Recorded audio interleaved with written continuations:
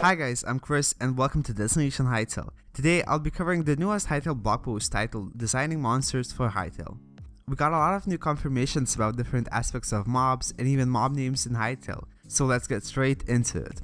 Starting off, the Hytale team notes, it wouldn't be an adventure without monsters to encounter. Today we're going to go into a little bit more detail about some of the dangerous foes you'll face as you explore Orbis in adventure mode. Once again, arachnopose beware. There's a spider at the end of this post, stop looking when you see a trork. So firstly, we got a bit of information about skeletons.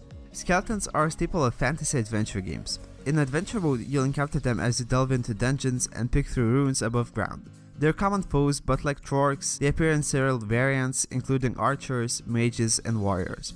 We knew that we wanted enemies that offer different types of gameplay using different tools, weapons, ranges, and so on, says artist Thomas Selfrick. Skeletons are the perfect type of enemy for that. They can wear any type of gear. They are a basic brick that can become anything we want because they're based on a human rig. It's very easy to make them modular.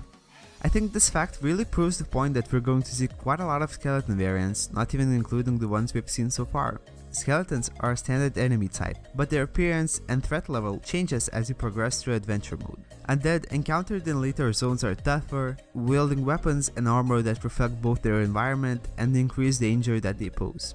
Moving away from skeletons, the creatures of the void like the crawlers on your screen now make up the armies of Baron, Hytale's chief antagonist who you may have seen in the Key Art Showcase blog post. These demonic monsters come in many forms, but all pose a lethal threat. Their designs tell a story, offering clues to their origin and indicating that each represent a part of a greater threat. The challenge was to give them similarities in terms of shapes and colors, Thomas says, to hint to the player that it's the same family of creatures, the same faction.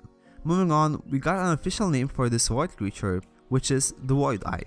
Void creatures have a number of common features: pale flesh with purple accents, glowing green eyes, and curving horns. These curving horns are used in various places to symbolize Varen, Thomas says. The creatures are also related in terms of shape, even if they're different.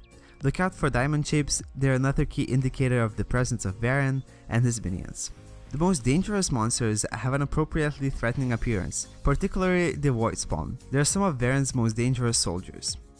This is the first time we've seen this monster type, and I'll definitely won't want to run into one of these guys while I'm exploring the desert, unless there's a chance for them to drop that cool sword or some gear. Also, I have a feeling that they won't really live alone, but rather stay in pairs. Going back to the appearance, the Hytale team states, it's important that all of Hytale's creatures cohere as a part of the game's overall art style. Whether you're facing down a Void Spawn or befriending a Quebec, it should be clear that they are both part of the same universe. This is achieved by ensuring that all creature designs are based on common elements. If you're planning to design your own Hytale creatures one day, then it may be worth keeping these in mind. Texturing plays a big role, as does the color palette you use, how you draw shadows, where you place lights, and what hues you're using, Thomas explains. Hytale Model Maker helps a lot because it's all based on cubes and planes. This helps make things more consistent, but it's not enough by itself. You also have to consider the scale of the characters. All of the heads of our normal sized characters are about the same. The same is true for hands and arms, the thickness of a finger or claw, and the way they scale. It's important to use blocks of similar thickness where it makes sense to do so, and a consistent pixel density across all textures. This way, everything blends together and seems to belong to the same universe. Trorks are an example of the total middle ground. There's a sense of fun in their design that wouldn't be appropriate for an undead or void creature, but they're still physically imposing and pose a threat. Fantasy is often quite similar, and one way to make this ours is to have fun with it, Thomas says. The name Trork actually started life as a joke. I was experimenting with basic archetype, the brute creature, a very muscular monster. I didn't want to do an orc or a troll, so I created a hybrid. Everybody ended up calling it Trork, and we ended up integrating that. All that having been said, some players aren't going to get their biggest scare when they wander into a Trork camp, or even when they have a run-in with Varen's forces. Instead, they're going to regret taking a wrong turn on the ground, and then ending up in exactly the wrong kind of cave.